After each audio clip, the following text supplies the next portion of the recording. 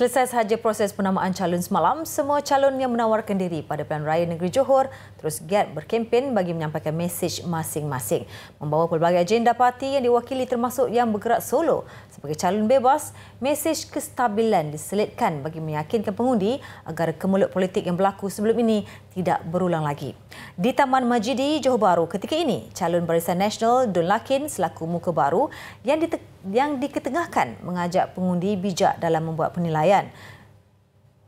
Dan untuk itu kita terus sahaja bersama wartawan Khairul Rizwan Azizan di sana. Silakan Khairul.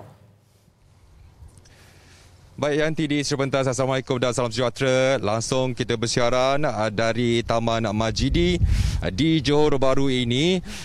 Betul seperti dimaklumkan oleh Yanti, kebiasaannya kalau PRN di negeri-negeri lain mungkin calonnya apabila dah masuk hujung-hujung minggu pertama itu barulah semakin sibuk ataupun melipat kali gandakan usaha bertemu dengan penyokong-penyokong mereka. Tetapi di Johor kali ini, apa yang dapat saya perhatikan, calon-calonnya dah tak tunggu dah.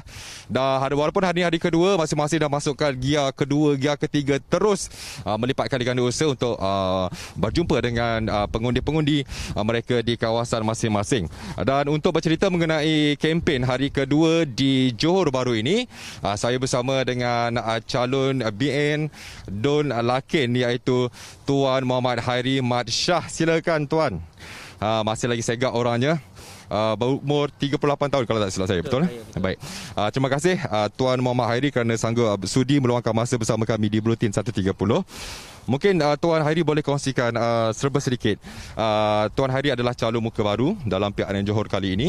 Mungkin apa pendekatan dan juga azam yang ingin Tuan Hairi ketengahkan dalam PRN Johor kali ini? Okay, terima kasih Khairul. Pertamanya saya mengucapkan terima kasih kepada TV3 yang bersama-sama pada petang ini kepada penonton.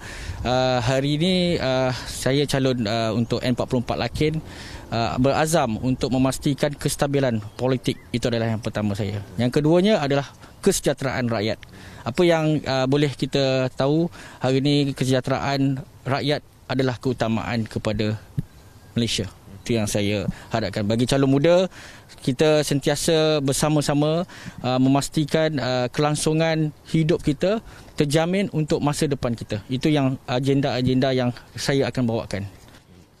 Baik, kalau kita pun sudah berada di lokasi ini sejak jam 10 pagi tadi, kan? Mungkin Tuan Hairi boleh kongsikan apa sebenarnya yang berlaku di sini ataupun mungkin usaha daripada Tuan Hairi untuk penduduk setempat di kawasan ini.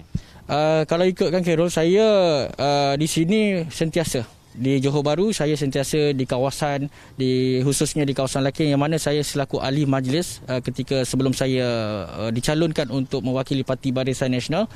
So hari ini saya bersama-sama dengan rakan-rakan komiti di kawasan Kebun Teh, Taman Majidi Park ini adalah satu projek yang mana tabatan banjir ini selalunya banjir di kawasan ini. Tapi dalam saya menjadi ahli majlis, aduan daripada pengerusi penduduk ini, saya mengambil pendekatan membuat satu arahan permohonan kepada pihak berkuasa tempatan, dan alhamdulillah projek yang kita boleh saksikan di sini adalah projek di bawah Majlis Bandaraya. Hasil desakan ataupun suara daripada saya yang dibawa oleh suara daripada masyarakat yang dibawa oleh saya kepada Majlis Bandaraya Johor Bahru.